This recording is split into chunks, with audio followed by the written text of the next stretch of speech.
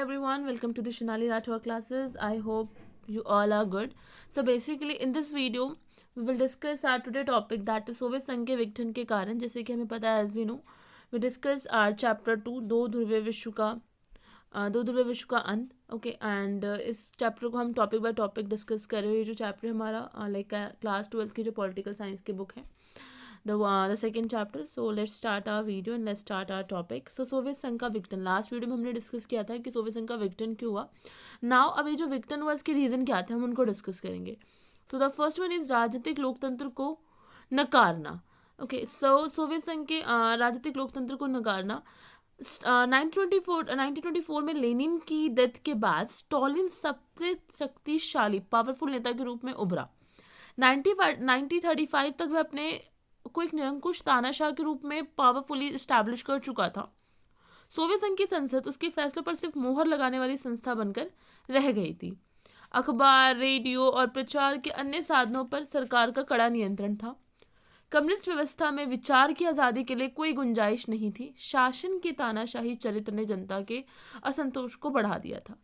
तो basically in this सब topic in this सब पॉइंट इसमें ये बताया गया है कि जो राजनीतिक लोकतंत्र थी उसको किस तरीके से नकारा गया. जैसे 1924 में लेनिन की डेथ हो गई. लेनिन की डेथ के बाद स्टॉलिन की एंट्री हुई और स्टॉलिन ने खुद को एक पावरफुल नेता के रूप में क्रिएट किया और खुद को स्टैब्लिश भी कर लिया. वो सिर्फ और सिर्फ रूल्स बोलता, सिर्फ और सिर्फ काइंड ऑफ जजमेंट देता और सोवियत संघ उस जजमेंट के ऊपर स्टैम्प अप करता एक तरीके से. और अखबार, रेडियो और काइंड ऑफ अच्छी खासी पब्लिकेशंस और पब्लिशर्स जो बोल सकते हैं, इन सब के काइंड ऑफ कम्युनिकेशन जो थे, कम्युनिकेशंस की हेल्प से क्या वो सरकार पे काफ़ी ज़्यादा कंट्रोल कर रखा था. कम्युनिस्ट व्यवस्था में विचारों की आज़ादी के लिए कोई गुंजाइश नहीं थी. जो कम्युनिस्ट व्यवस्था थी इसमें कोई मतलब एक तरीके से मैं बोलूँ कि कोई मतलब कोई गुंजाइश ही नहीं थी. काइंड ऑफ एक तरीके से कोई मतलब एक होता है ना चांस दिखता है कि हाँ चीज़ें चेंज होगी, विचारों में थोड़ा सा काइंड ऑफ इंडिपेंडेंस आएगी, बट नो, कुछ नहीं दिख रहा था. सो शासन की तानाशाही चरित्र ने, अब ये जो शासन जो तानाशाह कर रहा था, जनता को लग रहा था कि हमें कहीं ना कहीं हमारा शोषण हो रहा है, हमें दबाया जा रहा है. बिकॉज एज यूजुअल निरंकुश का मतलब क्या है कि जो चलेगी वो मेरी चलेगी. There was no other person in front of me. Okay so इस तरीके से क्या हुआ, जो जनता के जो असंतोष था वो काफ़ी ज़्यादा बढ़ गया. Okay so now comes to the second point. The second point is आर्थिक विफलताएं. भारी उद्योगों पर जोर देने की वजह से उपभोक्ता वस्तुओं के उत्पादन में देश बहुत पीछे रह गया. अब बाहरी उद्योगों पर जोर दिया, मतलब जैसे लड़ाई हुई थी हमारी, तो उसमें क्या हुआ, नहीं सिर्फ और सिर्फ मशीन्स बनाओ और वेपन्स बनाओ, हथियार बनाओ, बारूद बनाओ. तो इन सब से क्या हुआ, जो भारी उद्योग पर जोर देने की वजह से उपभोक्ता जो बेसिक नीड की जो चीज़ें थी, ठीक है, वो नहीं होने लगी. गुरु जब आपके पास 100 रुपीज़ और आप 80 रुपीज़ एक चीज़ पे खर्च करोगे, and the second one is also important. So in that case क्या होगा, जो सेकेंड है वो लॉस में जाएगा. तो सेम एज यूजुअली यहाँ पे हुआ कि सारा पैसा भारी उद्योगों पर लग गया, जिसकी वजह से जो उपभोक्ता वस्तु थी उसका उत्पादन नहीं हुआ और देश बहुत पीछे रह गया. सोवियत संघ में लोगों का जीवन स्तर पश्चिम के उन्नत देशों के मुकाबले बहुत नीचे था. अगर कंपेरिजन करें सोवियत संघ को उस टाइम के अमेरिका से, तो जो लाइफस्टाइल था दोनों देशों के जो पीपल्स से, जो जनता थी, जो उनका लाइफस्टाइल था, तो एज यूजुअली जो सोवियत संघ के जो पीपल थे, जो सोवियत संघ की जनता थी, उसका लाइफस्टाइल बहुत ज़्यादा अमेरिका के कंपैरिजन में नीचे हो गया. कृषि और उद्योग दोनों का प्रबंध सरकारी कर्मचारियों के हाथों में था. एज यूजुअल जो प्राइमरी सेक्टर था और जो सेकेंडरी सेक्टर था, जिसको हम ऐसा अकॉर्डिंग टू आर इंडिया हम कृषि को प्राइमरी सेक्टर में लेते हैं और उद्योग को सेकेंडरी में लेते हैं, तो दोनों सेक्टर का जो कंट्रोल था वो गवर्नमेंट, जो हमारे सर्विसमैन हैं, उनके हाथों में था.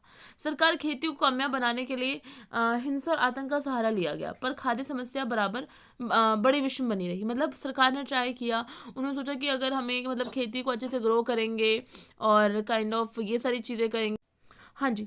सो इस तरीके से जो सरकार थी उसने काफ़ी ज़्यादा मतलब ट्राई किया कि मतलब हिंसा की तरीके से काइंड ऑफ वॉयलेंस करके और इन सब चीज़ों से जो है खेती को कामयाब बनाया जाए. पर ट्राई था, बेटर ट्राई था, बट प्रॉब्लम सॉल्व हो नहीं पाई लास्ट टू लास्ट. तो एक तरीके से आर्थिक विफलताएं बोल सकते हैं, ठीक है, और काइंड ऑफ इसको हम आर्थिक विफलताएं भी कर सकते हैं इसका टॉपिक, और इसको भी बोल सकते हैं कि जनता का असंतुष्ट होना.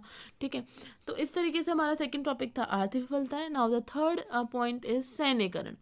अपने को सैनिक दृष्टि से शक्तिशाली बनाए रखने के लिए सोवियत संघ ने अपने संसाधनों को एक बड़ा हिस्सा शस्त्रों के निर्माण पर खर्च किया. जैसे कि मैंने आपको पहले ही बताया सेकंड पॉइंट में कि जो सारा पैसा था वो इन शॉर्ट कहाँ लग रहा था, ये वेपन्स वगैरह में, हथियार वगैरह में. तो सैनिकरण मतलब अपने आप को मतलब दूसरों के सामने अपने कॉम्पिटिटर के सामने सैनिक दृष्टि से काफ़ी ज़्यादा पावरफुल बनाए रखने के लिए क्या किया, सोवियत संघ ने अपने संसाधनों का एक बड़ा हिस्सा जो था वो शस्त्रों के निर्माण पर खर्च किया, कि नहीं हमारे पास शस्त्र होंगे, हमारे पास ये बम होंगे, हमारे पास ये kind of technologies doesn't matter, ठीक है, हमारे पास सिर्फ और सिर्फ वेपन्स होंगे तो हम दिखा पाएंगे कि अच्छा हमारे पास ये वेपन है, we are very strong compare to you. तो सोवियत नेता यह भूल गए कि उनके पास उनके संसाधन नहीं जितने कि अमेरिका था। मतलब अगर देखा जाए तो सोवियत संघ के जो नेता थे वो सब ये भूल गए थे कि उनके पास उतने संसाधन नहीं है जितने कि अमेरिका के पास, ओके, एंड या पश्चिमी राष्ट्रों के पास है। मतलब उनको ये लगा कि नहीं हम भी अमेरिका कर रहे तो हम भी ये कर सकते हैं, बट दे फॉरगेट कि ठीक है अमेरिका के पास इतने संसाधन है बट भाई आपके पास नहीं है इतने संसाधन अगर देखा जाए तो।